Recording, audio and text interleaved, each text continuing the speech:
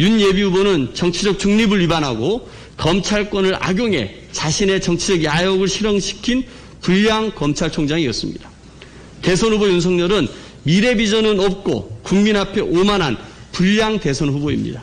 우리 국민은 더 이상 불량 식품을 선택하지 않는 것처럼 불량 검찰총장 출신의 불량 대선 후보를 선택하지 않을 것입니다.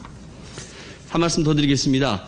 윤 예비후보의 없는 사람은 불량식품도 먹을 수 있게 있어야 한다는 발언은 해당 언론의 인터뷰 지명기사에는 빠져 있었습니다. 인터뷰 영상이 공개되지 않았다면 윤 예비후보가 생각하는 나쁜 규제가 국민 생명을 좌우하는 식품안전 기준이라는 것을 국민이 몰랐을 것입니다. 주당 120시간은 글로 옮겨도 차마 국민 먹거리를 두고 먹는다고 당장 어떻게 되는 것도 아닌데 라며 불량식품을 단속해서 안 된다는 발언을 그대로 옮길 수는 없었던 게 그 언론사의 선택이었던 모양입니다. 이처럼 언론이 유력 대선 후보의 중요한 발언을 지면에서 은폐하는 것은 국민 선택권을 제한하는 중대한 잘못입니다. 이런 것이 저는 가짜 뉴스이고 오보고 언론이 권력으로서 행사하고 있다고 생각합니다. 언론개혁을 위해 우리 우선 시작해야 하는 것은 가짜뉴스 피해 규제법입니다. 일각에서는 마치 언론의 재갈을 물리는 악법인 것처럼 과장하지만 핵심은 간단합니다. 국민이 언론의 명백한 고의와 과실로 피해를 본 경우 이를 즉각적으로 구제하고 명백한 고의와 과실 그리고 악의를 가진 보도에 관해서는 징벌적 손해배상도 가능하게 하자는 것입니다.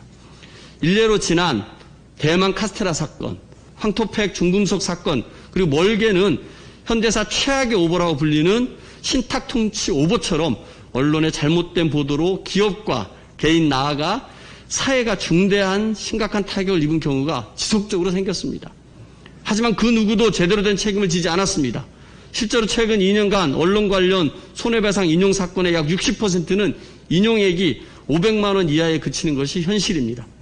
허위 조작 정보에 기초한 보도가 공론장에 진입하는 것을 막기 위해서라도 악의에 기초한 오보에 관해서는 징벌적 손해배상이 필요합니다. 미국 역시 표현의 자유를 뛰어넘는 오보에 관해서는 그렇게 하고 있습니다. 또한 한번 기사가 올라가면 삽시간에 퍼져가는 우리 시대의 특성을 고려할 때 피해자가 허위 보도의 경우 삭제를 요청하면 현행 2, 3주가 소요되는 현실을 개선해야 합니다. 가짜뉴스 피해규제법에 열람 차단 청구권을 둔 주요한 이유입니다. 잘못하면 언론도 그에 합당한 책임을 지는 것이 맞습니다. 민주당은 특권을 해체하는 일에 머뭇거리지 않고 담대하게 전진하겠습니다. 이상입니다.